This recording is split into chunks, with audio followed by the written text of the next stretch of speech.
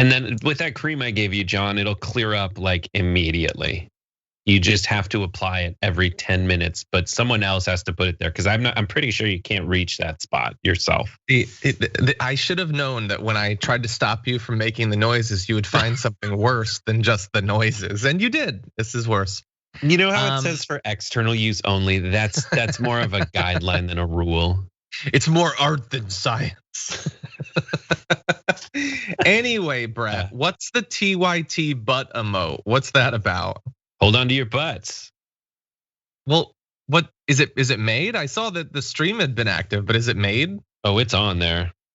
If you go, Rhetorica just used it.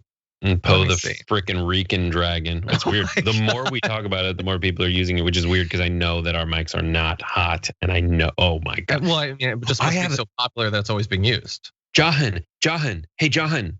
What? I think I have brain power that I can mind control people into using "hold on to your butt" emotes. I always assumed that you had that. Well, I mean, the test would be you have to suggest a different emote and see if that happens. It's impossible because psychic powers don't exist. I'm definitely not suggesting the drawing of John's face. I'm not suggesting that one. I mean, it's. I saw that Tree had used it, but that was before. There's no way of knowing. I'm seeing a lot of weird ones. See my dog? I don't know. I think you have half powers. I think you are like half Beta Z. I think that's a lot of Keck W for bigs. Oh, John. Brett, can I ask you a question that I asked the internet yesterday? See that you do. Controversial poll. Someone asked in the pre-show, which did you prefer? Oh, I answered this. You did. Well, I saw your poll. The Mandalorian or WandaVision. What do you think? I prefer the what? 1 minute. Okay. Sorry, Sophie. What do you say? I prefer the Mandalorian just because of who I am, but I really liked WandaVision. I mean, it's not really fair because Mandalorian has had 2 seasons, so it's a little bit different. I just prefer. If you could, do you think if there had only so far been the first season of The Mandalorian and you were comparing those two? I know that's impossible. No, Mandalorian. I like the fact that every episode is a film. It's a siege movie. Every episode's a mission. It's a procedural mission movie with an art. What's the best one? Ooh, I like this question. I don't know. I watched them all at once. I loved that I watched them all at once over Thanksgiving. Oh yeah, no, that's fun. Okay, so let's turn to our next of 7 topics.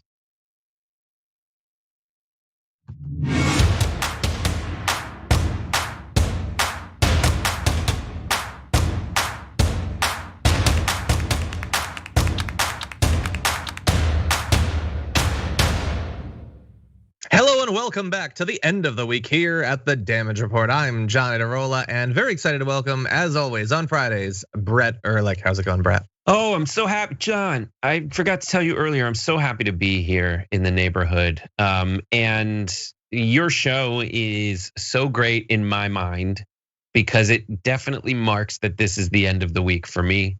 And I get to hang out with my closest friend at the company, Sophie Morrison. Damn. Anyway, that almost got my hopes up, pride up. I don't know. Anyway, then I'm not as excited to have you here as I was a moment or two ago, but still kind of excited.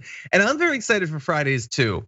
And so this show is both the end of the week, which is great. It has one of my 5 favorite times of the week, which is when we do the garbage people. But some people might say, yeah, but like you still have to do the main show after. But like this is like important behind the scenes information that maybe Brett can already guess. I'm technically doing the main show and I'm technically leading the main show, but it's a power panel with Cenk Uygur. I'm barely on it anyway. It's really not even work at that point. It's super simple. And so it does still feel like Fridays. And now you don't even have to go to the morning meeting because everyone else, this is even super more inside. But if you want more inside information about how the show gets made, you too can participate every Sunday at 3 p.m. Pacific, 6 p.m. Eastern time, where I do the Sunday stream with you, the viewers on Twitch, twitch.tv/TYT. And I take suggestions and we work together on producing the next day's show. But on Fridays, we had been doing the morning meeting after this show was done because John and I were pretty much indisposed and we wanted John's input. Then we realized John's input doesn't really do much. Why do we need him? This show? As Alfred Hitchcock said, the people on camera are just cattle. You tell them what to do, they do it for you. They mindlessly regurgitate thought cud from one news stomach into another, and that's it. So we had the meeting already, but no, to alleviate some of John's stress and definitely the production team's stress, you didn't have to do it. So the show's already selected for you, and I think maybe 3 of your stories will be produced, maybe 4. Oh, that's good. That's good. By the time you get there. I'm glad. By the way, while you attacking me viciously to protect some of my ego, I was reading the chat, and there's a comment from one of the people who's like, "Jank, John is letting TYT down. Basically, he's bad." And I just thought, Jank isn't watching, and if he was, he's not in the damage reports chat. Only I'm seeing that. And then I thought, I think they know that. I think that's why they did it. Anyway, so today's going very well for me. As a psychologically and emotionally, I think I'm rolling into the weekend, feeling good about myself. But anyway, you know what we've got today? We've got a lot of stories, probably too many, but a lot of them are fun. Some of them are important. Maybe there's some overlap, and we'll discover that together. But first of all, I wanted to thank everyone for being here and remind you to please hit the like button, share the stream if you haven't already. And we're gonna be talking about a lot of things. If you have thoughts, questions, concerns about any of them, you can send us comments, tweets, super chats, all that, and we will respond as we go. So with that, Brett, you ready to see if we can get through all this material? Very, very much. Oh, okay, I got very serious. Okay, then let's do it. Last night, President Joe Biden delivered his address to the people, and it seemed fine. Like we did a special. It was, a little bit slow, kind of a little bit boring, but it had some good news. Like, for instance, he announced that he will direct states to make all adults ages 18 and up eligible for the coronavirus vaccine by the 1st of May. That doesn't mean it's necessarily gonna happen, but that's his directive, so that seems good. And then he added on to that, maybe something we could look forward to if everything goes according to plan. If we do all this, if we do our part, if we do this together, by July the 4th, there's a good chance you, your families and friends will be able to get together in your backyard or in your neighborhood and have a cookout or a barbecue and celebrate Independence Day. That doesn't mean large events with lots of people together, but it does mean small groups will be able to get together. After this long, hard year, that will make this Independence Day something truly special, where we not only mark our independence as a nation, but we begin to mark our independence from this virus. Okay, so that seems good. It's what Biden does. It's like reasonable, kind of optimistic. I can't imagine how the right is going to have a big problem with it, but you know what's coming. Here's a little bit from the insane mind of Mark Levin. Yeah, this speech that Joe Biden gave is the most disgusting, propagandistic speech that a demagogue, even a politician, has ever given. It is pathetic. And this speech right here makes me want to kill myself live on air. What are you talking about, Brett? It's disgusting demagogue. What did he say? Guys, you know those demagogues, and we think of all the demagogues in history and videos that come from like fascist regimes or even communist authoritarian regimes. You know how they're always like, everyone, they have people lined up and posters with propaganda saying like, maybe some bratwurst by Independence Day. Like that's not how it works, guys. Like no demagogue is famous for maybe lulling you into a false sense of security, but like never understatement. No demagogue has been boring. This is still like even when the reason I laughed when it came out of the video clip the first time when you were like, okay, like that's it. It really is like yeah, sure. Sure, fine, nice. Yeah. The one thing I took away from his speech was like May 1st which used to be like Mayday, Mayday, Mayday, is now like hey, I'll be eligible, and then I have to go online and find out what that means. But there is no way. I guess it's fascinating because we always wondered, like, what is the barrier? What bar is so low, and what reality is so undeniable that the Fox messaging machine can't blow it out of proportion? And this speech just proves that bar does not exist. That it could be the most boring, non-controversial speech ever, really. And still Fox will be like, this is a demagogue. Hide your kids. I like, is this more like out of proportion with what's happening than like when Starbucks made red and green cups and Fox lost it? Or like when the Dr. Seuss publisher decided, hey, you know a couple of his books, these ones, and nobody knew what they were, and they're like, yeah, so we're not gonna sell them anymore. Oh my God! Like, all of it is so out of proportion, and at the very least, even if it doesn't strike you as like detached from reality as a viewer, isn't it exhausting at the very least? I mean, even if you are predisposed to get freaked out about one or two of these, to just do it every day seems like it would be so tiring, and the audience is already so old. I don't know how their hearts put up with it. They must lose a significant number of their viewers every day from heart attacks. So it's interesting, John. A couple things I'll say. The Morning Consult did a poll asking Republican voters essentially what did they hear a lot about and what did they hear a little bit about. And the one thing that Republican voters heard a lot about during a time of negotiations over COVID relief, the thing they heard the most about was Dr. Seuss. And Eric Erickson, who is one of the worst, he was so boring that he doesn't even come up with two different names, first and last. Eric Erickson said, listen, you guys need to understand this, and announced said the quiet part loud. It's that more voters out there will remember the Dr. Seuss controversy than the thing that materially affects their life. Now, did that actually play out over the election, the 2020 presidential election? No. There was something that was so real that it actually did affect people's lives, and they voted based on that. And it was, by all accounts, coronavirus and fatigue of the kind of blowing BS nonsense out of proportion that the right-wing machine had done. And but this is very much their strategy, is to blow these kinds of things out of proportion rather than focus on anything that would actually affect your life. Yeah, I don't get it. You do, but that's the problem, right? You do get it. No, that's what's so infuriating to me about it. I guess I should be more specific. I don't get how you could live your life as a member of the media doing that.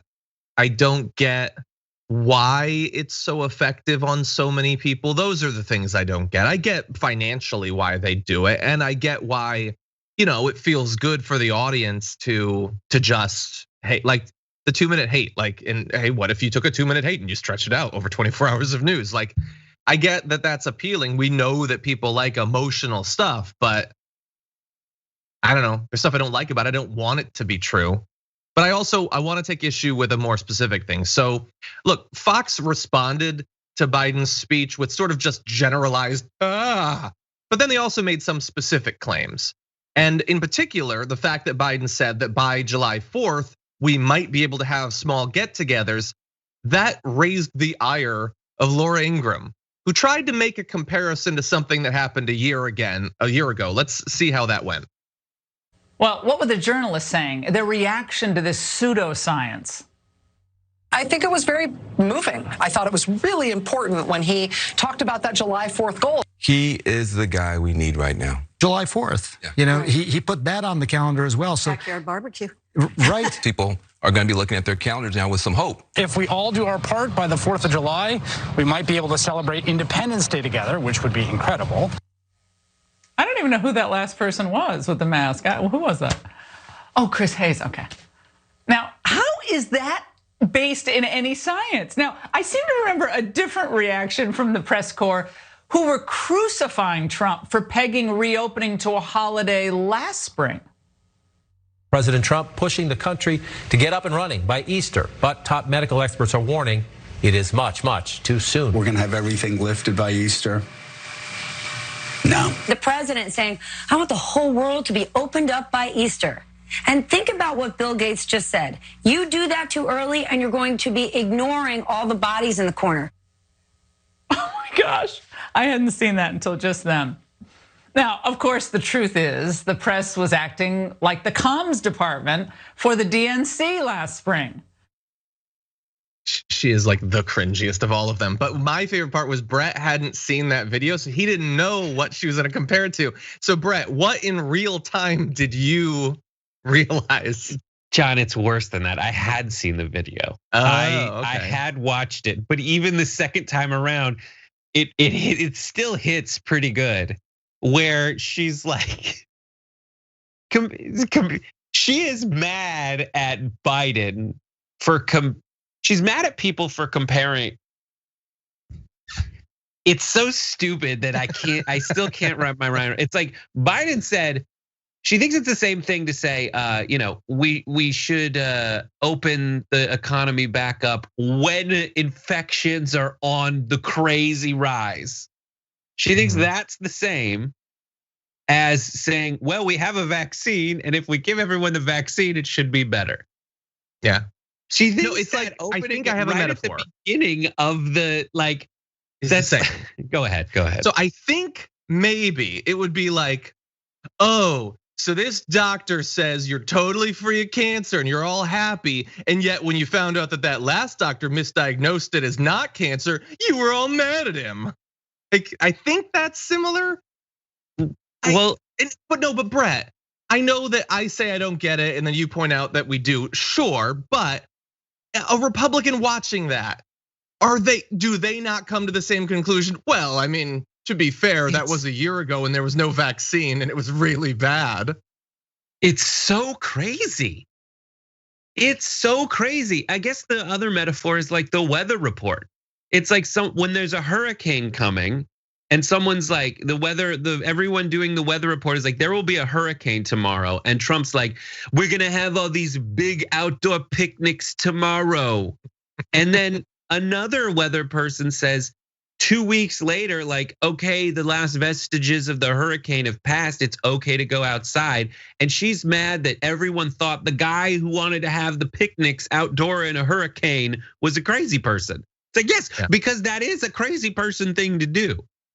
Well, and really fast. So 2 things that she said specifically that I want to make sure we comment on. One was, I don't even know who that person in the mask is. Oh, it's Chris Hayes. Nice. That's in your prompter, dude. TV for years. She's been on TV. That was terrible. That was so bad. But anyway, the second was, what's the scientific basis for the 4th? Look, the 4th could end up not being what he's making it out to be. It's possible we could still have a lot of COVID. I would say that at that point, it's likely it's going to be spreading amongst people who voluntarily don't get the vaccine, which she's encouraging on her show. But the idea is that if everyone has access to an appointment for a vaccine on May 1st, that would provide 2 whole months of people being vaccinated. At that point, a lot of people will be vaccinated and it might be safe. And even then he's saying only small gatherings with your family.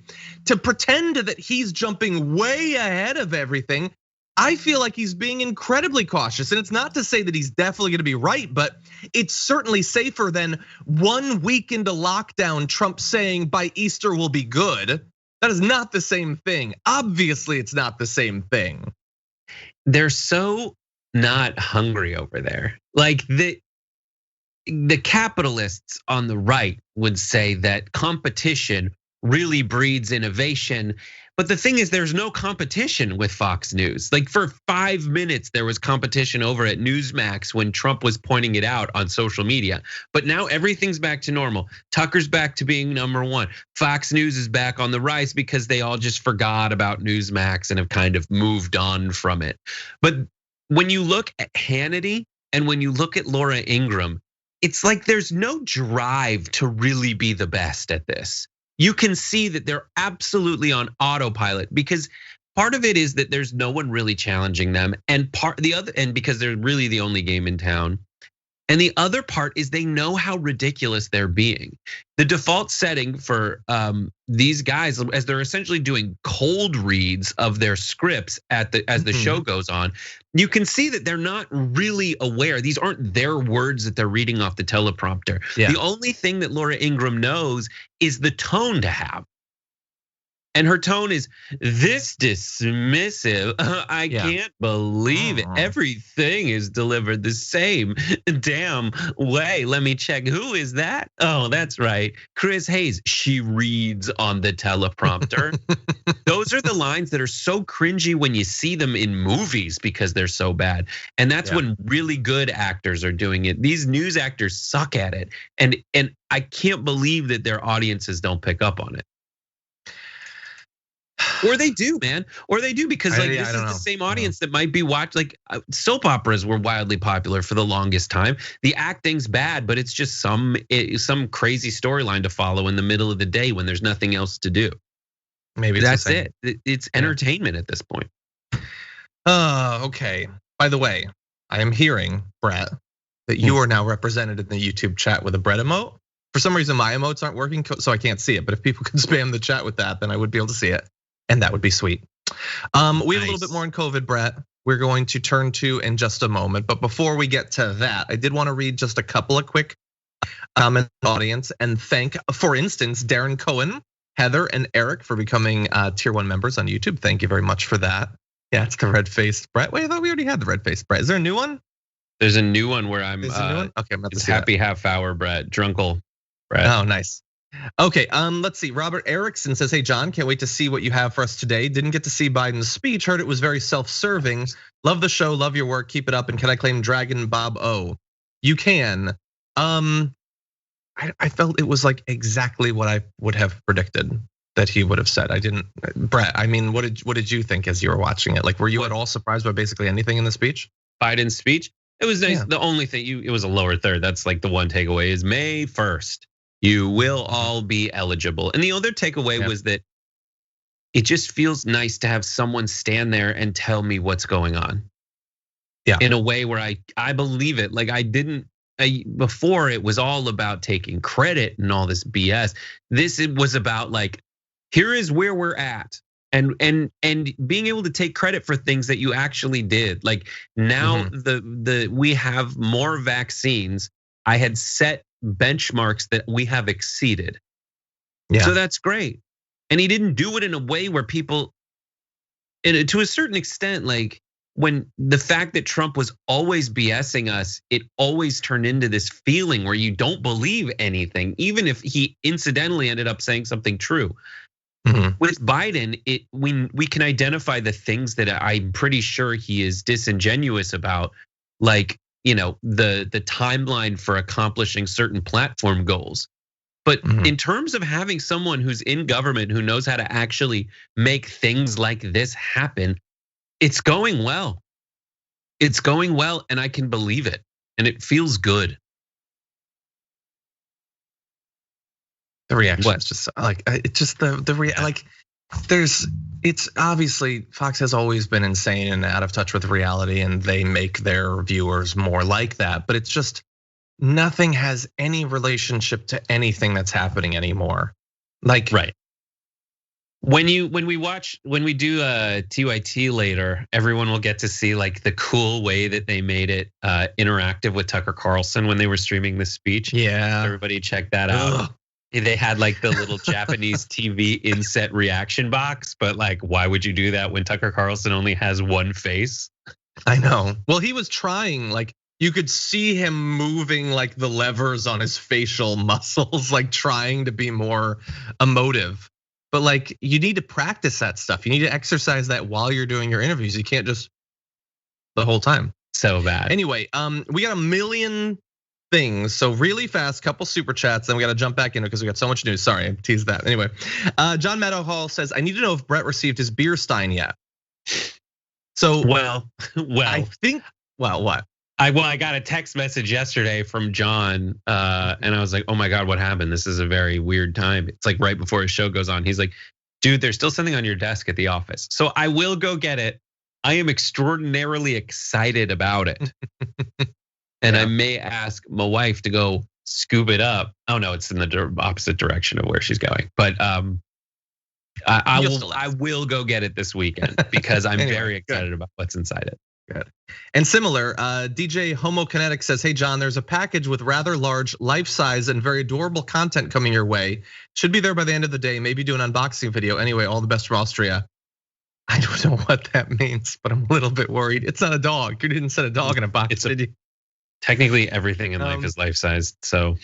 That's true. Well, thank you. So by the time it gets there, though, it's still gonna take Dave a few days to bring it to the studio. That's the issue. So I know Jess Ortega had sent something. I think that's at the PO box. So I don't have any access to that, but thank you. I inevitably get everything. It usually takes like a year or two. I'm totally joking, but anyway, thank you in advance.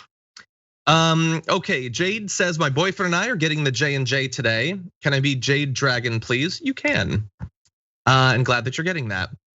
Thank you, non-human humanist, for upgrading your membership to tier 2 and getting access to the top 10 list, as well as Richard Hoover. Thank you very much. Over on Twitch, Uralino gifted a tier 1 sub. Thank you for that. Power to the Dragon people gifted one as well. Love that name. Let's see, the comfy shirt said, so I found out that because I smoke, I qualify for a vaccine. I get my first shot on Tuesday. Smokers, get out there and get it. Is that true? Wait, say that again. I was too busy reacting to this comment in chat that's like Brooke should go out to get the beer stein, but come back with a kitten. I'm like, wait a minute. What is this? That would be great. Okay, and Bart says the comfy shirt Twitch message gives me solace why I smoke and how dysfunctional the world is. Light up, everybody, smoke them if you got them. Bart, don't give people bad health advice. Or chat, you're already telling people to eat Reese's Pieces and stuff. We had a long talk in the chat about it yesterday. They are. Good. Anyway, okay, we got to jump back into it. We got a couple quick little stories. This is not one of them, but hopefully we can get through everything. We will see. Sometimes I start producing stuff and then I realize, John, do the story. Shut up, John. Shut up and do the story. Okay, this is exactly how Fox's shows go. By the way, that bit was to make me feel bad. I thought it would be funny. It just made me feel horrible. Yeah, well, you probably remembered how the show started. Anyway, with that, let's jump into it. It's only a super serious story, Brett. It's only really serious. Anyway, let's jump into it. Okay, so we've pretty much assumed for about a year now that Republican governance, both in terms of the governors, but then also the effect of the president, led to really bad outcomes when it came to the pandemic. But actual like scientific analysis of differences in outcomes for the pandemic across areas controlled by Republicans versus Democrats, we haven't had a ton of that. We have a bit more now. So here is what has been found in this new study. COVID-19 case and death rates in states with Republican governors have been markedly higher than those with Democratic leaders for much of the pandemic, suggesting decisions like lifting stay-at-home orders and declining to issue mask mandates likely resulted in higher COVID-19 metrics as GOP governors now go even further to rescind public health measures. Now, all of this seems common sense, doesn't mean it would work out that way, but it looks like it in fact did. So researchers found that while COVID-19 incidence and death rates were initially higher in Democratic-led states, some of the earliest epicenters of the pandemic were states like New York and New Jersey, Republican states soon overtook them and their rates remained higher through December. GOP states started having more cases per 100,000 people than Democratic ones starting June 3rd, reaching a maximum of 1.77 times more cases on June 28th. Republican-led states' COVID-19 death rates overtook Democratic states on July 4th, how patriotic, reaching up to 1.8 times as many deaths on August 5th, and they had a higher test positivity rate starting May 30th that peaked at 1.7 times higher on June 23rd. So look, we talk in general terms across a lot of different issue areas about the difference between having Democrats in charge and having Republicans in charge. It is not often that you can so directly like quantify the difference there, and understand that the difference that's being demonstrated there is cases which can result in lifelong issues, even if you survive with COVID, let alone the fact that so many more people died, and not magically, not mysteriously, very reasonably, because People weren't encouraged to wear masks. They weren't required to. Things were kept open. When there were lockdowns, they were opened prematurely. We knew at the time that would lead to more deaths, and this study is showing that it did. And that's very easy to see the trends here. Yeah. It's so weird that what it comes down to for me is that original instinct when you hear something. Hopefully the original instinct when you hear something that you have is to question it.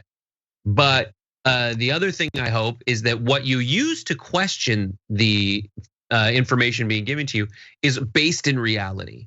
And I think that's where the two parties typically diverge. Like Democrat or people on the left question it in line with the scientific method. They question what's given to them, saying, does this go in connection with the things that have been tangibly proven to me over time, using precedent and fact. But what I find too often from these Republican governors is what benefits them in this weird rhetorical war that they're always in. And so they always initially ask questions based on whether this will get them more votes relative to what the discussion is. And so this strange defiance is good in some instances when people are trying to take your rights away, when folks are trying to quash your ability to exercise the First Amendment in a very real way, then it is good to question those things. But when I look at all this and all my skeptical friends who are on the right side of on the right, they come back and I look at them and say, it just makes more sense to me to cover your mouth with an airborne illness that is, the little water droplets coming out of your mouth.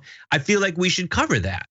And then if I'm not vaccinated, I should probably stay away from people. That is the guiding premise behind all of this. And it's rejected because of this weird war that the right always feels like it's in, and it's proven to be absolutely detached from reality in every single day in other respects. So like we talked about earlier in the show, when they're reacting to the most boring Biden speech of all time as though it's a demagogue shouting from a pulpit to a crowd of throngs of people who must execute the North Korean dance or die. Like that's not what's happening here.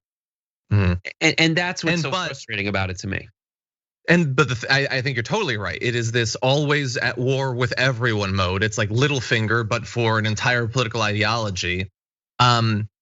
Sometimes it's just a distraction that provides a political opportunity cost. If millions and millions of people are convinced by right-wing media to be focused more on Dr. Seuss than COVID aid or the minimum wage, then that sucks. But when they think they're fighting a war on masks that doesn't have to exist, but that because they opt into this war, there are casualties as in a real war, potentially hundreds of thousands of people, then that's like the worst example of that. You could have just relaxed and not been crazy, and a lot of people would be alive. And it's not just them, of course. Mostly it's right wingers that were convinced to take down their guard. The right wing that spends all of the rest of their political time believing that you need to fortify your home and have 1 million weapons and all that, were convinced to lay down all of the defenses, willingly contracting and dying from COVID, but also taking some other people with them that in theory might have been trying to be responsible, but they're surrounded by tons of people that are not. So that's important. And you just wish this was just a Dr. Seuss thing, but it's not. I wish they were just like, some benign craziness, but this is positively, provably like malignant. Worst. Exactly. This might be the worst potential outcome from the weird, sick way that our politics operates. And it makes sense. I mean, that's what I was talking about for months. Sorry, that's what I was talking about for months and months before all of this happened, when it was like, will Trump lose the election? And my takeaway was like, it just wasn't bad enough for a lot of people. And no matter what it was, no matter how much race relations in America, civil rights were under siege, it just wasn't economically bad enough for like generic white people. And then it got that way, and that's what turned the tide. And this was something that tangibly affected them, as opposed to like the default gripiness that they always had. Yeah. Let's move on quickly to very different news.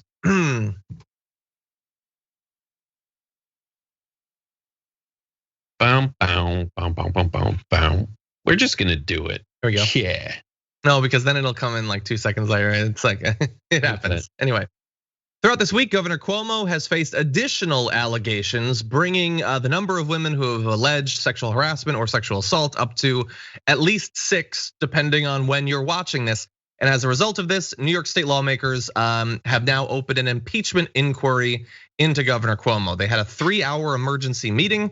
The state assembly announced that it would give its judiciary committee broad jurisdiction to investigate allegations of misconduct against Mr. Cuomo, including the sexual harassment claims and his administration's handling of virus-related deaths of nursing home patients.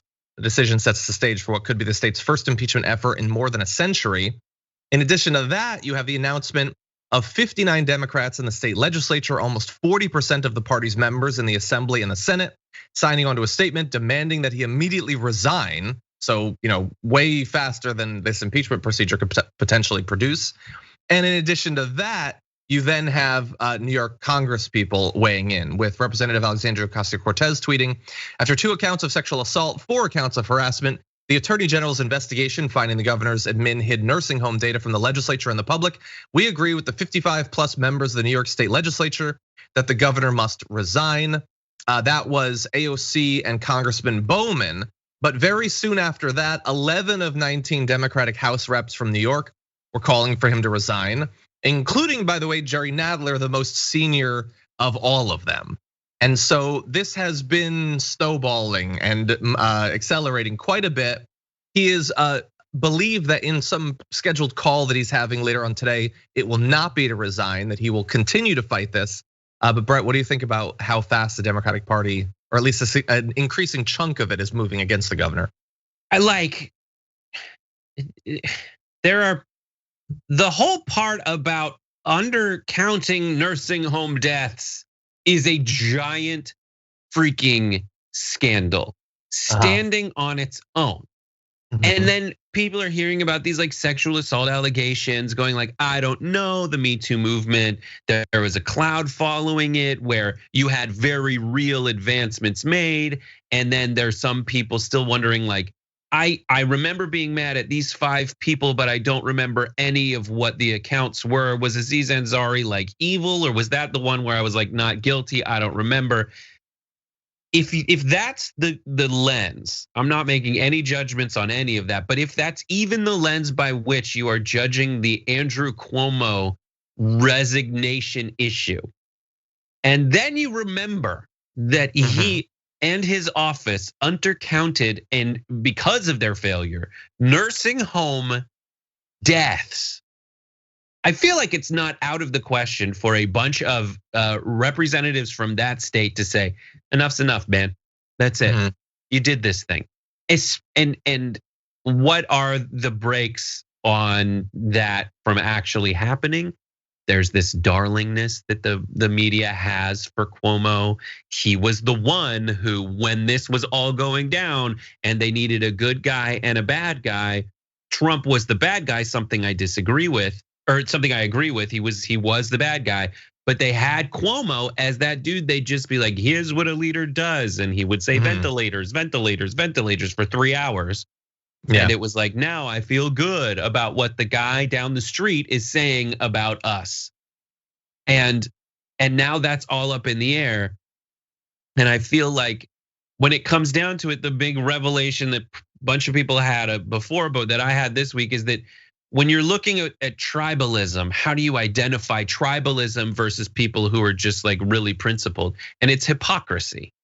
And if you can find the hypocrisy, that's tribalism, because people have a double standard because their priority is their side winning and not the facts winning.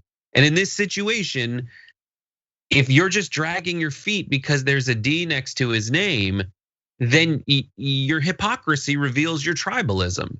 And as a result of that, you need to be very honest in your appraisal of what you are doing and what is right and what is wrong. And as I say, like, just even if nothing's been proven in a court of law about the sexual harassment claims, and there are going to be investigations about that, the nursing home stuff, man, that is really, really, really bad already. Yeah, it is. I think And it's a part of the impeachment investigation. AOC referenced it in her thing. Like, I think both of these are being considered simultaneously. I think the fact that you have so many recurring updates of more and more women coming out, more so than you have new updates about the nursing home scandal, drives more media attention, obviously, I think. Plus, because it's like a scandal that involves huge numbers taking place in a time where lots of people are dying is less like humans gravitate to individual people and faces and names, and that side of the scandal I think has been providing more of that. Like if it was, here are particular people in nursing homes that they pretended died of something else, maybe that would draw more of the attention. But in any event, I am glad that the Democrats, at least this number of Democrats, and it's a lot, like the majority of the Congress people from that area and a significant percentage of the state reps are doing something that is not hypocritical. It is expecting that these sorts of claims be taken seriously.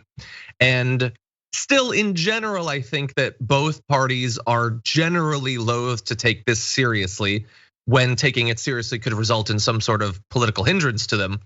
But this is a reminder once again that the parties are not the same in this area. They both might tend towards protecting their own, but the Democrats sometimes will ask for resignations or try to push people out. The Republicans effectively never do. So what do you think will happen, John? Do you think Cuomo will ever resign? I mean, I think the only way I can really conceive of him resigning is if he thinks that impeachment is inevitable. He would prefer that he resigns rather than be impeached, I guess. So that's gonna come down to, is impeachment inevitable? And at this point, I don't know the numbers. It looks like, a significant percentage of the party's already against him. So I don't know, we have to see. One fascinating aspect of this is without the news cycle being as tumultuous, he doesn't benefit from that, well, something else shiny will come along dynamic.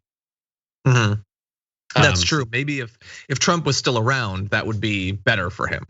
Yeah. He's probably like on the phone with Twitter to reinstate Trump right now.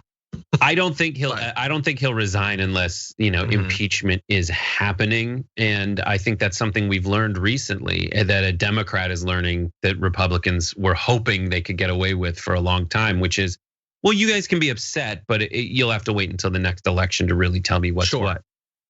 Yeah, and by the way, like right now, Madison Cawthorn, as we've talked about, is facing a number of different allegations of sexual harassment and sexual assault. And he goes on Fox News and they don't even bring it up. It's not even like a puff piece interview or anything. They pretend that it doesn't even exist and then do a segment about Cuomo. And the thing is, should they do the segment on Cuomo? They should. But they should also not pretend as if they have members that aren't facing similar allegations. Yeah. Anyway, with that, I'm gonna read a couple super chats and launch into, hey, a little bit of good news and then a little bit of funny news. I want both of those things before we start throwing people in the trash. So Chris Nesbitt said in a super chat, Fridays on TDR are the best. Thanks, John and Brett. Hey. Non-Human Humanist says, sometimes I wonder how these anti-maskers think about condoms and STIs, seatbelts, etc. Hopefully not the same for all the rest, safety and future. I think they're probably less likely to use those things. I mean, as we alluded to early on in the anti-mask movement, we showed articles from back in the day. There was a very strong anti-seatbelt movement that talked about it in somewhat similar terms to the masks. They did not want to be forced to wear seatbelts. There's people who ride motorcycles that don't like mandatory helmet laws. I mean, there's always going to be somebody who is fighting for entropy to take them, I guess. I love that. What I love about it is the argument and how it goes down. It's like, well, this is not tangibly on the one hand, they say this is not tangibly a restriction of your rights in any way. This will also provably reduce deaths on the road with, again, no cost to your civil rights or human rights. And the other side of the argument is, I don't wanna. That's what it is. And that's like, well, we've heard both sides of the argument and we're gonna side against the I don't wanna contingent. Yeah. And by the way, we wore masks and we wear seatbelts and I rode motorcycles for years and I wore helmets. Like, I don't think that I'm Thor, that I have some special power to not be bothered by these things. I'm just a mediocre adult and that's all it takes. Anyway, let's see. Cusco says, greetings from London. One positive to the never-ending UK lockdown and working from home is that I found the damage report. Have a great weekend. Thank you, Cuscos. I appreciate that.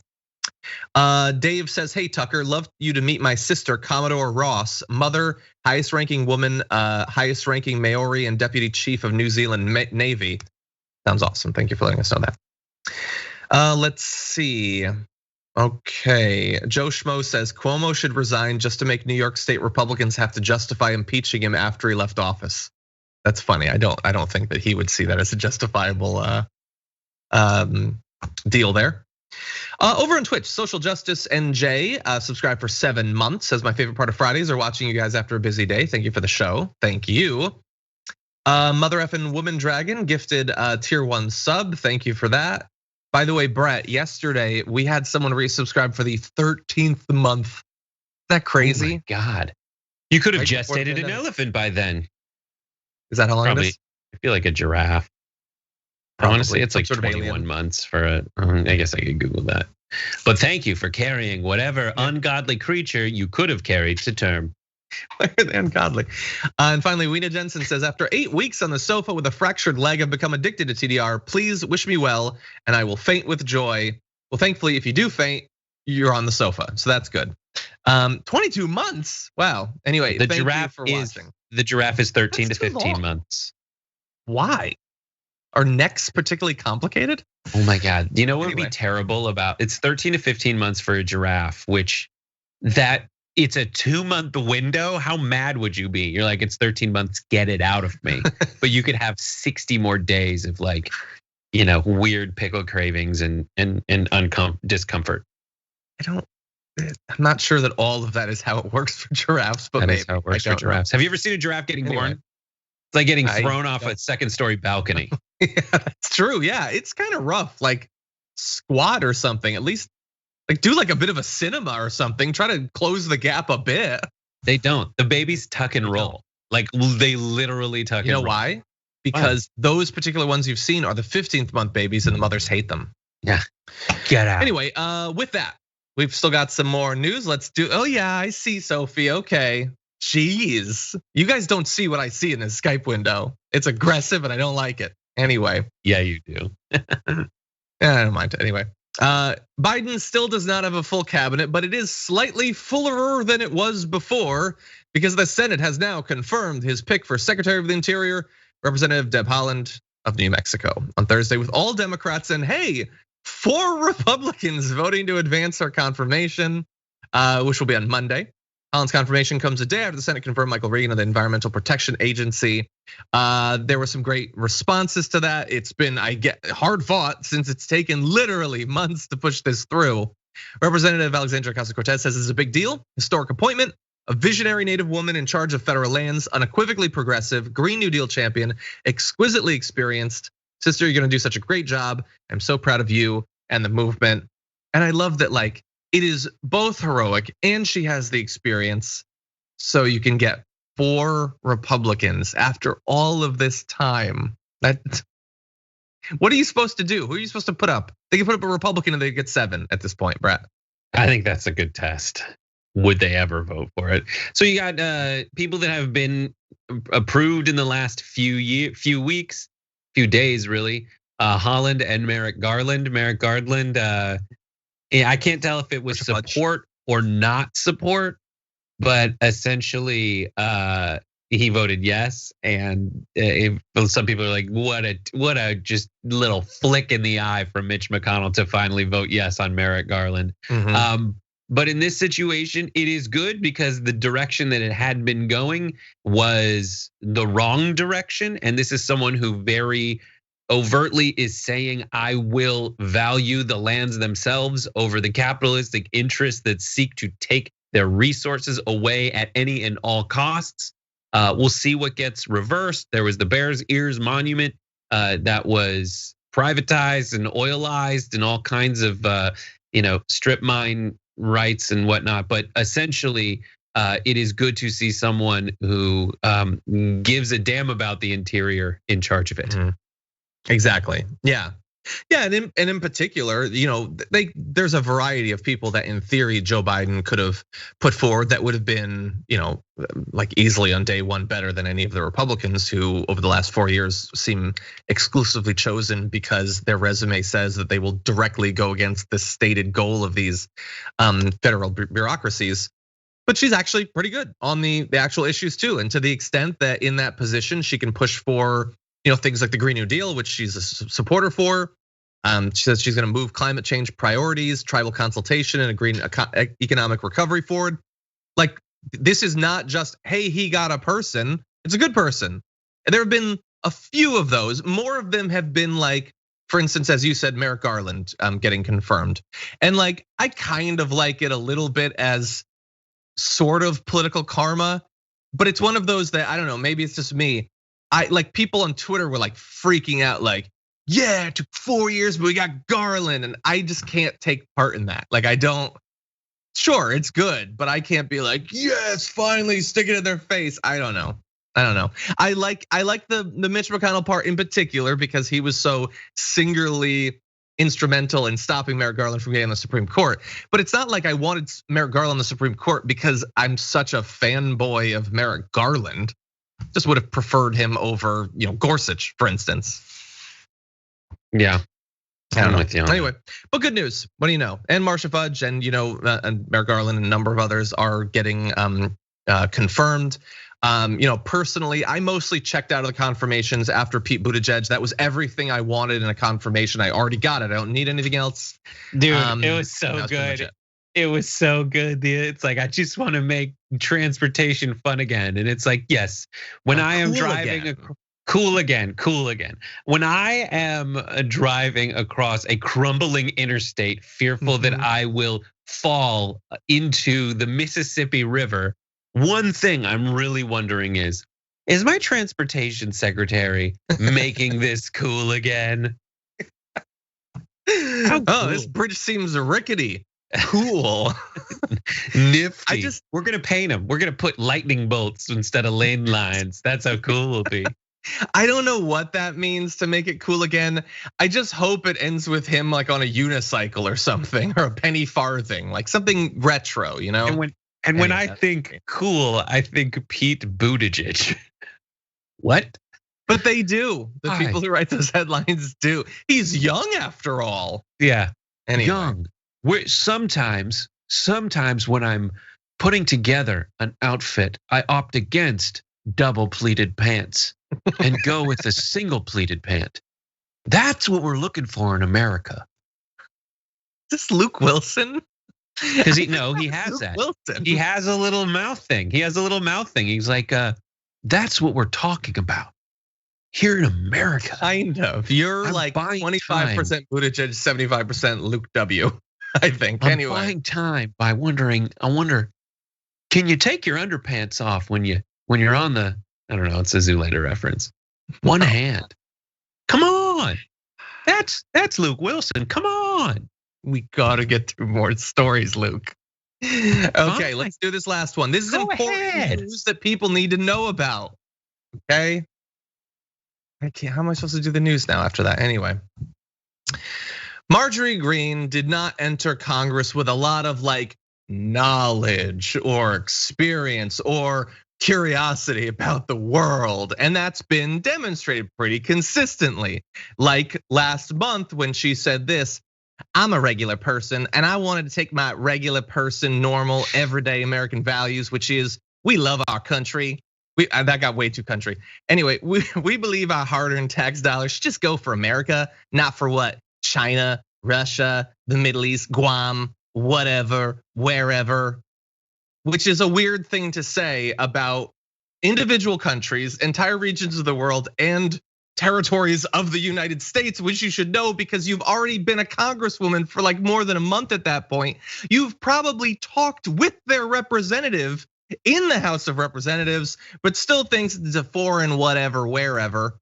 But thankfully, there have been some entreaties from Guam for her to potentially learn something with a bit of an olive branch, a delicious olive branch. So Crystal Paco Sen Agustin, communications director for the governor of Guam, said Congresswoman Greene is a new member and we'll be paying a visit to her and delivering delicious chamorro chip cookies as part of our ongoing outreach to new members to introduce them to our wonderful island of Guam. We would be more than happy to send Representative Greene's office a copy of Destiny's Landfall, A History of Guam. I would bet every cent I have and every cent I will ever have that she wouldn't read 3 pages of any book about the history of Guam. Like, I defy you. Here's a challenge for you for social media. Come up with something less likely to happen than her turning the last page on that book and saying, I really learned a lot. Can't think of anything. You can't think of anything. It's so stupid. But anyway, Brett, yeah, Guam's a territory and she doesn't know, doesn't care, won't learn. And in a month, we'll have forgotten it. Puerto Rico is one of my least favorite places in Mexico. Like, that's what it sounds like. That's what it is. Guam, it's so crazy. It's like, at least she knows that Guam is a thing that exists. If I'm looking for the silver lining, she knows Guam's a thing, but she doesn't like Guam. And more, the problem is, like, she doesn't really, I'm sure there's a way to get through to her so she could be proud that we have places like Guam, because I'm sure if you talk about like American imperialism and expansionism and having control over more places on the earth, she would be 100% all about it. But there is this fallacy that you really lock into, and you're right to do so, that being a normal everyday person is an excuse to let you be bad at something that is very essential to your job. And that doesn't apply anywhere else, except 2 very key places. 1, Congress, and 2, really, it used to be like, the one I could point to was like, who would you rather listen to? Someone who's like, I'll help, I'm not a doctor, or someone who says, I'll help, I'm a doctor. Like, I would rather have the doctor help, but that's not even real anymore, because a lot of these folks have become anti-vaxxers who look on the internet and are like, well, who should we listen to here? People who are experts, or people who say very proudly that they have no idea what they're talking about. I'm gonna, but the person who says they don't have any idea what they're talking about is speaking very confidently in a way that seems like they do think they know what they're talking about, but they're proud that they don't know what they're talking about. Maybe we should listen to them. No, you shouldn't. Let's listen to an expert. Yeah, or at the very least, someone who would like to know things and cares if what they say is true or not. We don't know if she has learned anything or cares. Her office did not respond to requests for comment. Does she care about any of this? Probably not. But maybe like a tiny bit, because we were gonna show you the video of her saying that, but it's been made unavailable. So someone in her office at least cares enough to take down the video of her saying something stupid. But there's a moving goalpost, because there's gonna be new stupid stuff next week. Anyway, really fast, just to make sure that people leave this video knowing even more than she knows. Guam, an island in the West Pacific Ocean, has been a US territory since 1898. So, it's a little bit too recent for her to be aware of it. Following the Spanish-American War, its residents are US citizens who pay federal taxes, but not federal income tax. Many people in Guam serve in the US military, and it's considered to be of vital strategic importance. There are close to 6,200 active duty US troops in Guam, which is home to roughly 170,000 people. Guam residents cannot vote for president and do not have a vote in Congress. Like other US territories, they send a non-voting delegate to Congress, who I'm sure is gonna have some really awkward elevator rides with Marjorie Greene. Yep. Anyway, okay. I'm looking at going over. So chamorro chip cookies, reminiscent after a culture from the island. Yes. There you go. I'm looking for. I see flour, salt, baking soda, butter, white granulated sugar, large eggs, vanilla and extract, and chocolate chips. They look like chocolate chip cookies. I think they basically are, but I would love to try them. You know why? Because I want to expose myself to new information and experiences, particularly about baked goods. There you go. Anyway, okay, so here's what's gonna happen. We're gonna treat the F block like the D block, and we're gonna boot it into the ocean. And then after a couple more super chats, we're gonna feed this garbage can right here. So let's see what's going on in the audience. I saw this message on Twitch from Court for Jester, says, Jank read my comment the other day. Can I finish out my week by having John read this one? Stay tuned to find out. We may never know. Chub Toad says, ignore Brett's nonsense, John. He's just jealous. I think that super chat was sent relatively early on in the show, but with Brett, it could be really referring to any 5-minute period. So thank you for sending that. Let's see. Daniel Johnson says, clearly Fox guy wrote response before Biden's speech.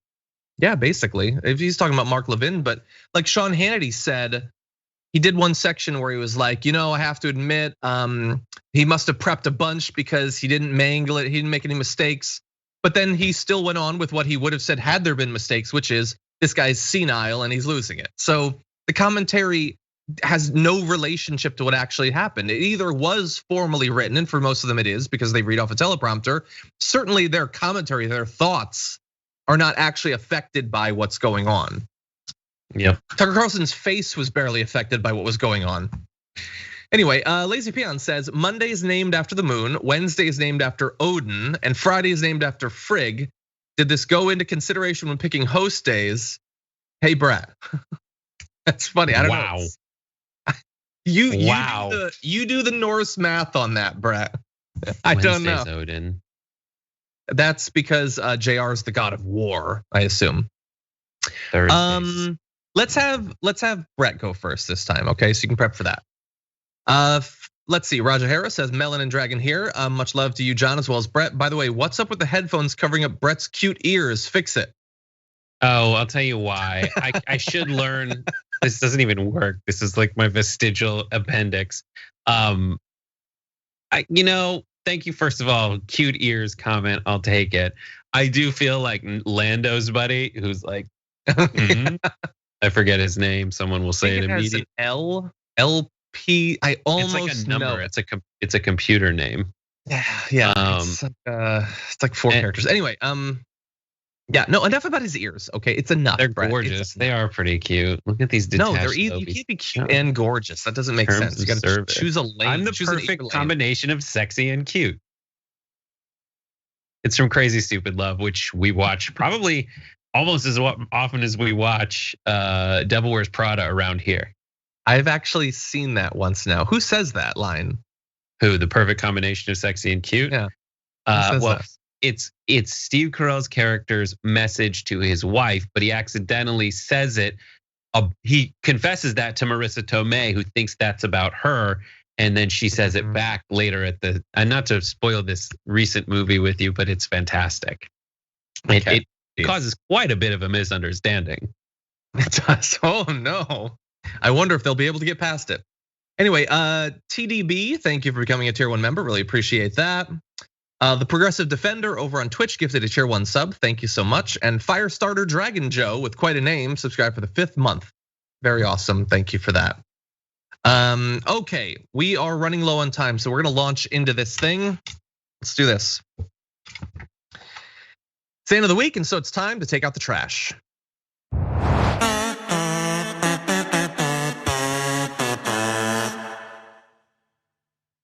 Every week, Brett and I choose one garbage person of the week, and the audience does as well. This week, I'm even gonna read the one the audience chose. But first, Brett, who's your garbage person? Callback. My garbage person of the week is one Jonathan Hannity. Sean Hannity, who with his president and best friend Donald Trump out of office, is having a little bit of withdrawal syndrome. And honestly, it's turned to psychosis.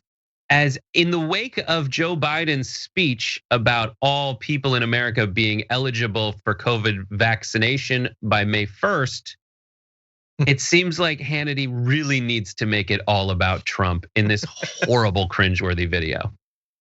Tonight, Joe Biden, he needs to pick up the phone. I suggest call Mar-a-Lago and bring unity to the country as he says he so desperately wants, and thank President Donald Trump, because a few moments ago, he tried to take credit for everything that Donald Trump did on COVID-19. 3 vaccines, thanks to Donald Trump's Operation Warp Speed. There were already 1 million vaccines being administered into people's arms every single day when Biden was sworn in. 36 million doses had already been distributed. According to Joe, it was the Biden administration that stepped in, heroically saved America from COVID-19. None of this is true. Where's the unity, Joe?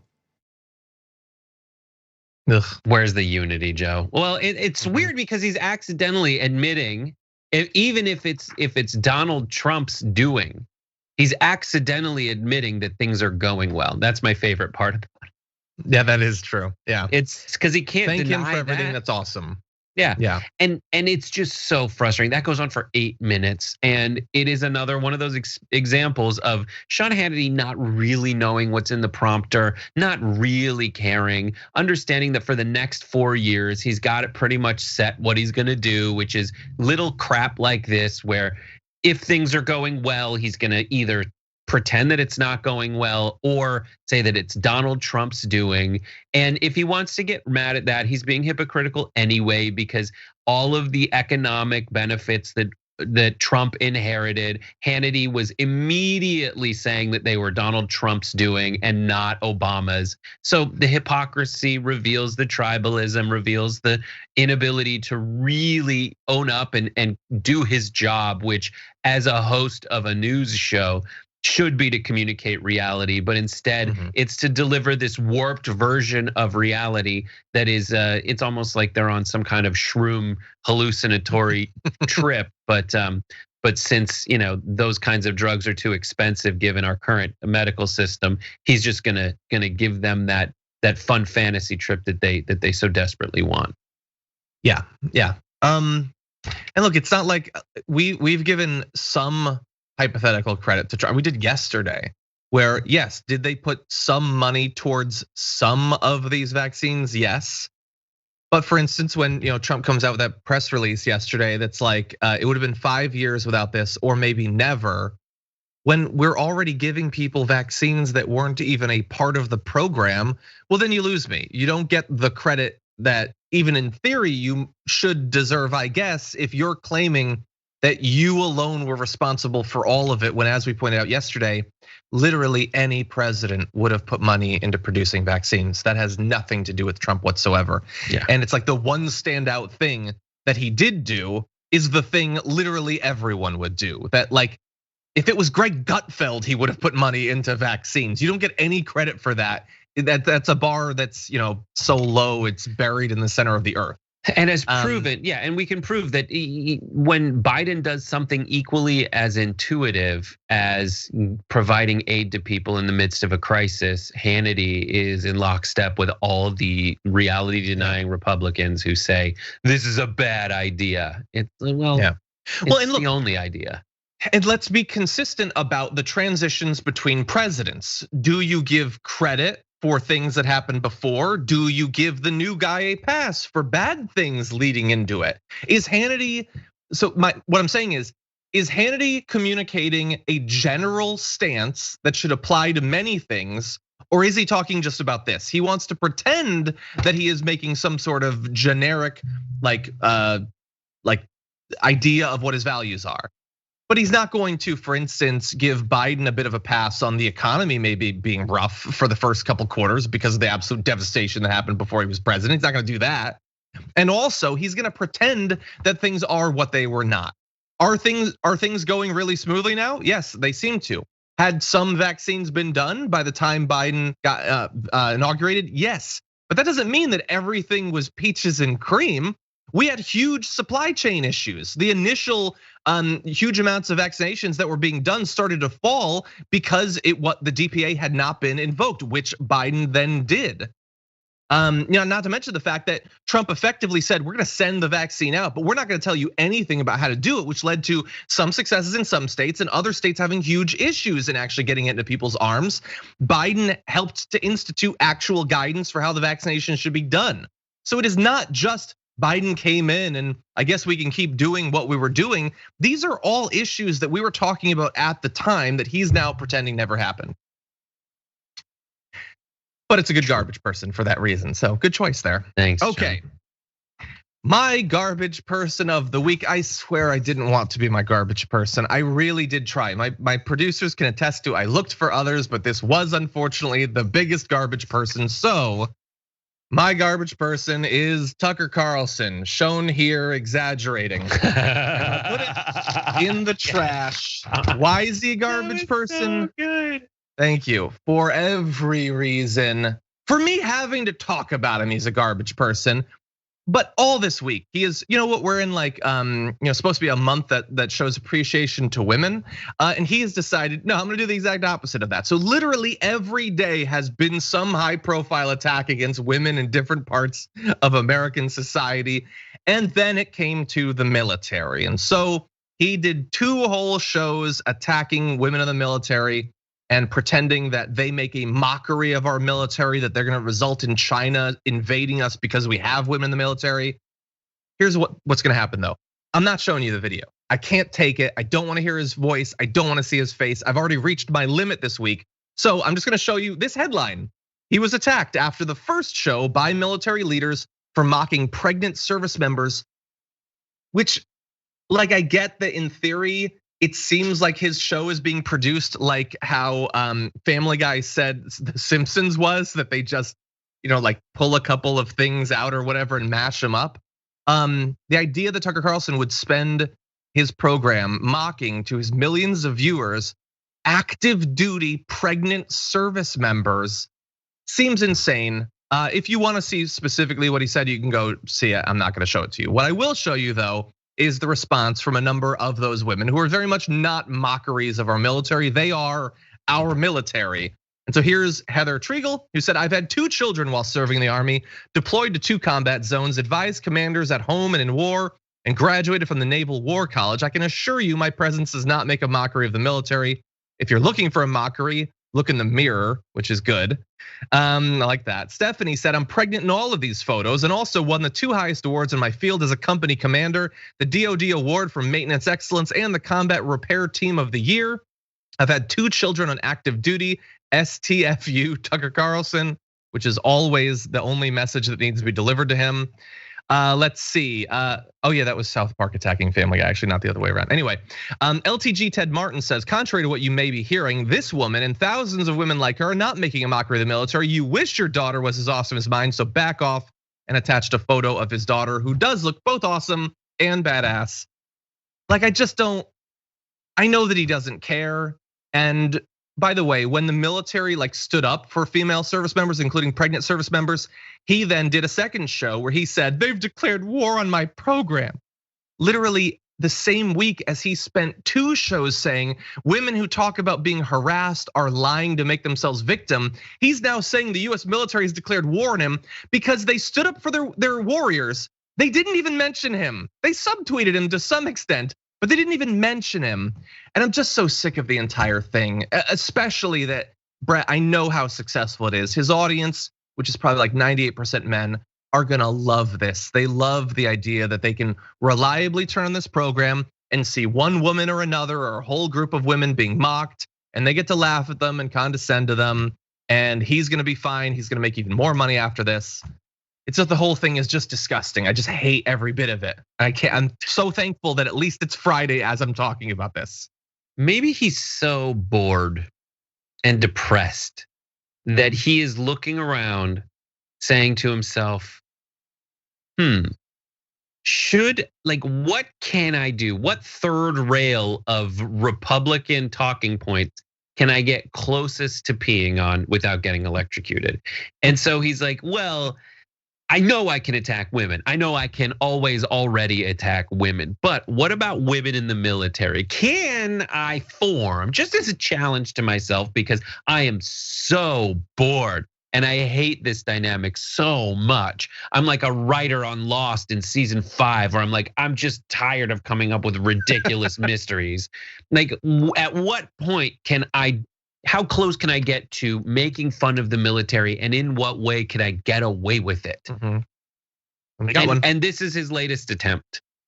Yeah. And I definitely echo all of your things. It's like Tucker watching and saying, wait a minute, someone else is a victim here? No. Only my audience gets to pretend that we are victims. And I'm gonna do it again today and tomorrow and the next day till the end of time. Yep. Ugh.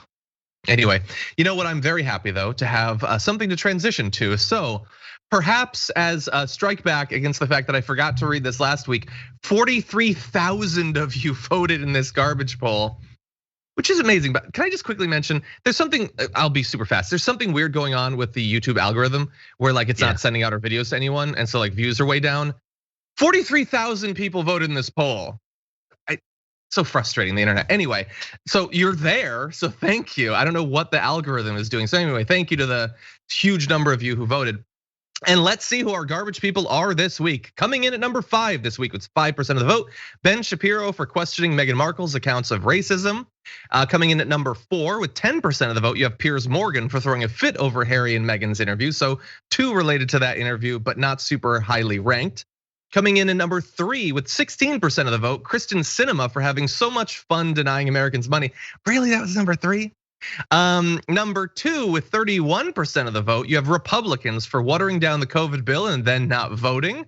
That's a good one. But number 1 at 39% of the vote, and your garbage person of the week, conservative Dems for voting against the minimum wage increase. True pieces of garbage, one and all. So thank you to all of you for voting.